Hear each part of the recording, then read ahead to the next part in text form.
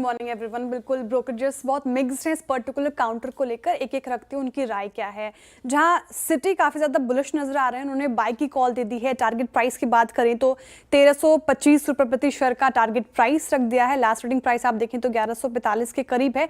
वहां से 15% का अपसाइड पोटेंशियल सिटी को टाटा कंज्यूमर प्रोडक्ट्स में नजर आ रहा है। लेकिन जेफरीज ने डाउनग्रेड करके होल्ड की कॉल दे दी है। टारगेट प्राइस 1100 रुपये प्रति शेयर कर दिया है। CLSA ने होल्ड रखा है और टारगेट प्राइस 1044 का रख दिया है। सिटी काफी बुलिश नजर आ रहा है, उनका मानना है कि क्वार्टर 4 नतीजे अनुमान के मुताबिक ही रहे, इनलाइन ही रहे।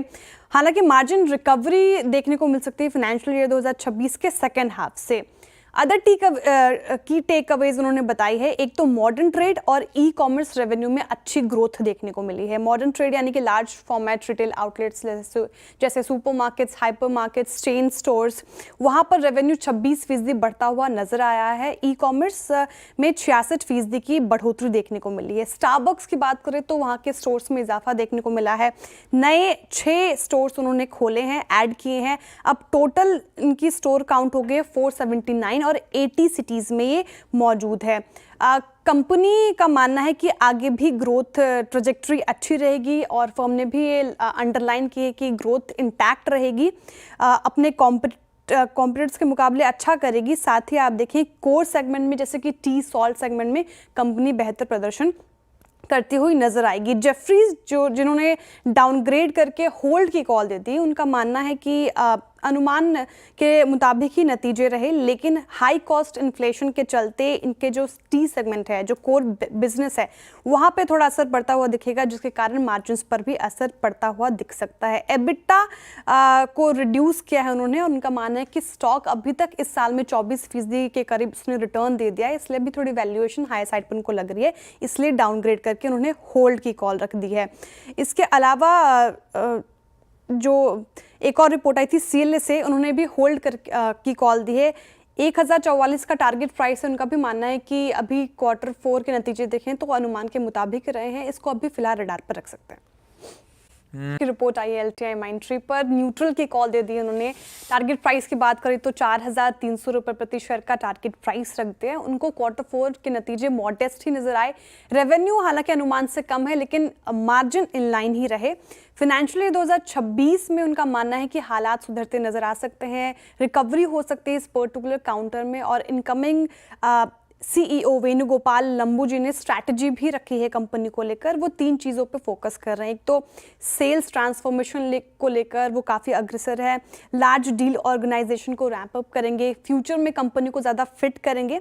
हालांकि मार्जिन रिकवरी थोड़ी स्लो रह सकती है फाइनेंशियल 2026 में भी, इसलिए फाइनेंशियल 2026 और 27 के लिए EPS उन्होंने 2% तक कट कर दिया है। रिपोर्ट आई है बजाज हाउसिंग फाइनेंस पे, रिड्यूस की कॉल आ गई है उनकी तरफ से। टारगेट प्राइस 100 का रख दिया है, 131 के आसपास अभी कारोबार कर रहे हैं, तो डाउन साइड का टारगेट। क्वार्टर 4 नतीजे की बात करें तो AUM ग्रोथ उनको हेल्दी नजर आया है, लेकिन कंपटीशन की वजह से हाई कॉस्ट रेशियो और यील्ड कंप्रेशन पर यील्ड पे दबाव देखने को मिला है, जो कि एक नेगेटिव ट्रिगर है। उनका मानना है कि AUM ग्रोथ पर दबाव के कारण EPS ग्रोथ कम रह सकता है, निम्स में कंप्रेशन है और नॉर्मलाइजेशन ऑफ क्रेडिट कॉस्ट हो सकता है, इसलिए फाइनेंशियल 2026-27 के लिए उन्होंने EPS का एस्टिमेशन घटा दिया है, 2.8% से लेकर 3.1% कर दिया है।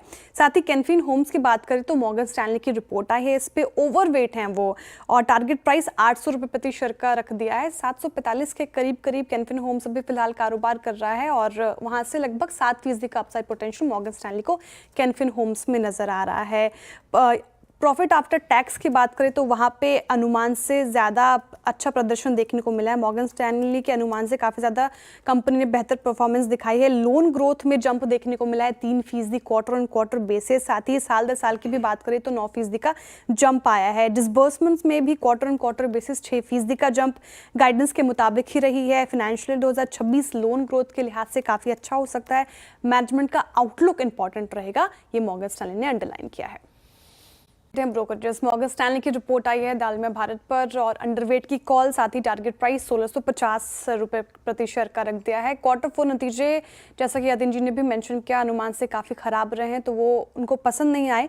रेवेन्यू की बात करें तो 4090 करोड़ रहा, अनुमान से 6% कम। वॉल्यूम में भी हमें कमजोरी देखने को मिल रही है, वो भी वीकर साइड पे रहा, 3% करीब वहाँ पे साल दर साल देखने को मिला है। रियलाइजेशन में भी कमजोरी रही, वो भी वीक रहा है। साउदर्न रीजन में दिक्कतें थी तो उसके कारण ओवरऑल ब्लेंडेड प्राइसेस पर फर्क पड़ा है।